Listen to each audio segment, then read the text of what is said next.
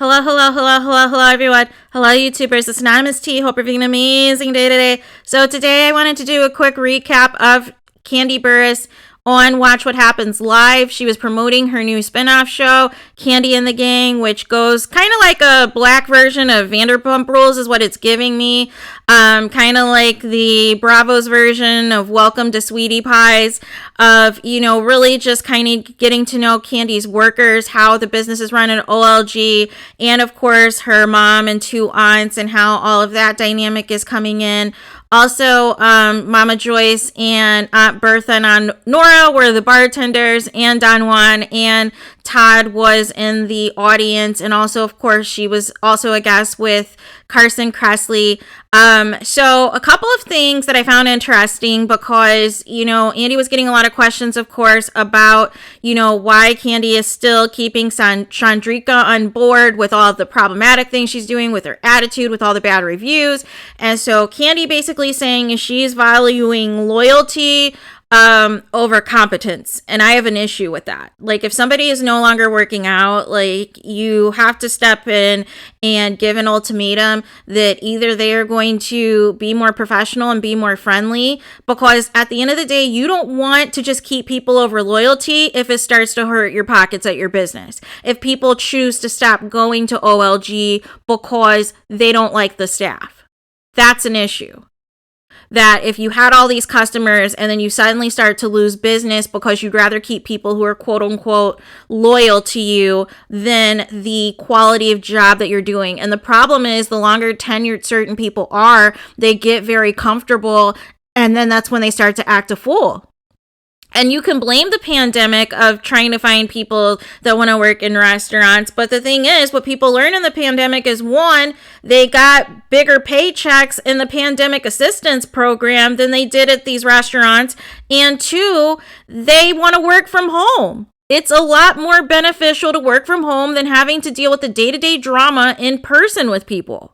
So a lot of people found those opportunities. But even with that being said, still, Kandi, I am sure you can find somebody who would be willing to be a host of OLG because they would want to put on their resume that they worked for you.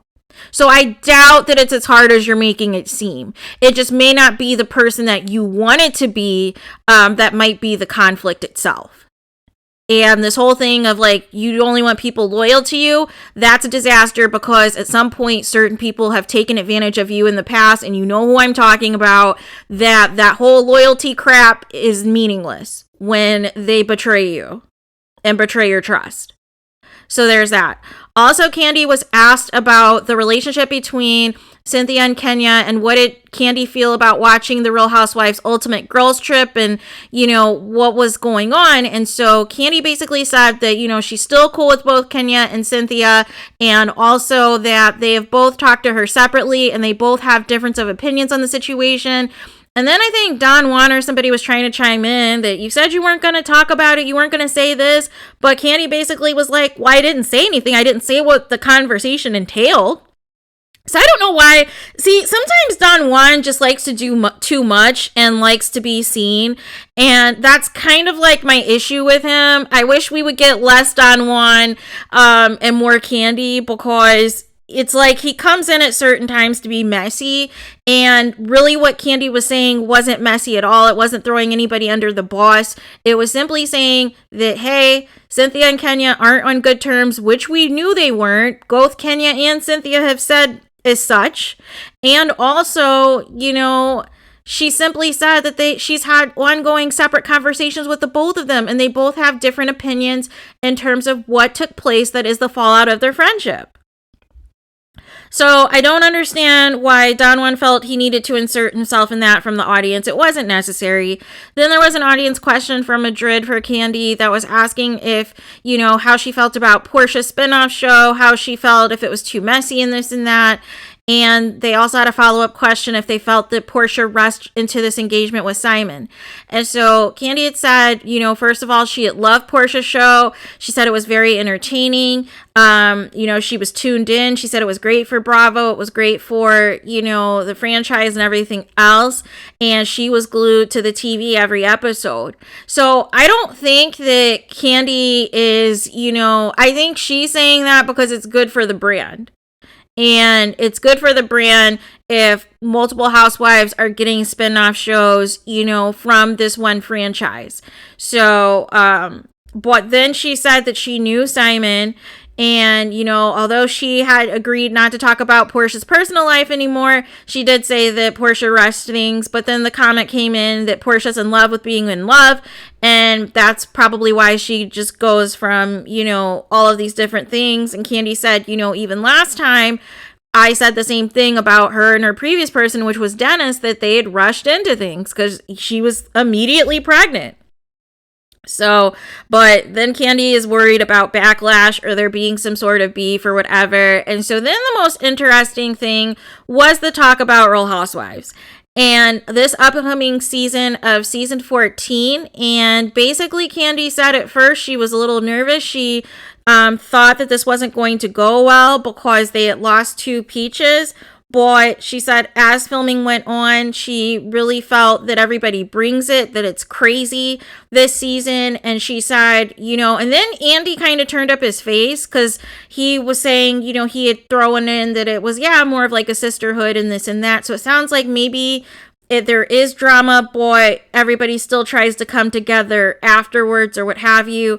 Boy, then he turned up his face when Kandi basically, I don't know if she was shading the producers as much as she was probably shading her former castmates, but basically she had put out there that this particular cast, they're making it a point to stay in touch outside of filming. They're making it a point to stay in touch and do things outside of things related to the show. And they're making it a point to stay active in the group chat. And I felt that was shade to her former co-workers who are no longer on the show, like Porsha, like Anini, and everything else, that they feel, she feels that they are maybe just trying to be friends for the camera and not be friends, outside of that. And she felt with the genuineness of the girls really wanting to build a bond, build a sisterhood and this and that beyond the filming of the show, she feels that is going to improve the chemistry on the television screens. And I had been saying that for several seasons, by the way. I had been saying that they needed to revamp the cast and make it a point to where there wasn't all this separation, there wasn't all this division, and that even if they had an issue with somebody, they could still come together and still go to group events and everything else, and not this whole thing where people were being petty, people were being messy, and wouldn't go to certain events if certain people were hosting it, or wouldn't go on cast trips if certain people were going to be there, or leave early from a cast trip in the event they felt something wasn't going their way. I had been saying that for several seasons. Like, they should have been on the ball and did that.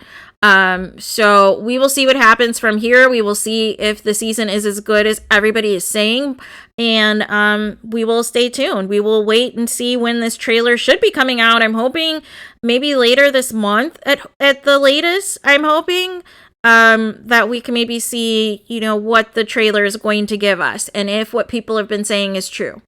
So that is all of the thoughts that I have on Kandi's appearance of Watch What Happens Live. I haven't watched the after show yet, but I just wanted to give you my, tidbits on, what took place on Watch What Happens Live. They played a couple of games where Carson had spilled the tea on Celebrity Big Brother. They also played a game of, whose tagline was this from Real Housewives of Atlanta. They kind of chose like some lame taglines, though, of all the iconic ones that existed. And I felt like they were purposely avoiding certain house guests and cast members like Phaedra.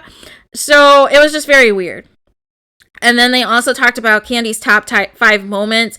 But some of the moments they chose, I'm like, I don't consider this top 5. But I felt like it was kind of like they were doing certain things on purpose to avoid maybe showing Nene and maybe showing Phaedra on camera. I felt like it was intentional in that because it just felt very obvious.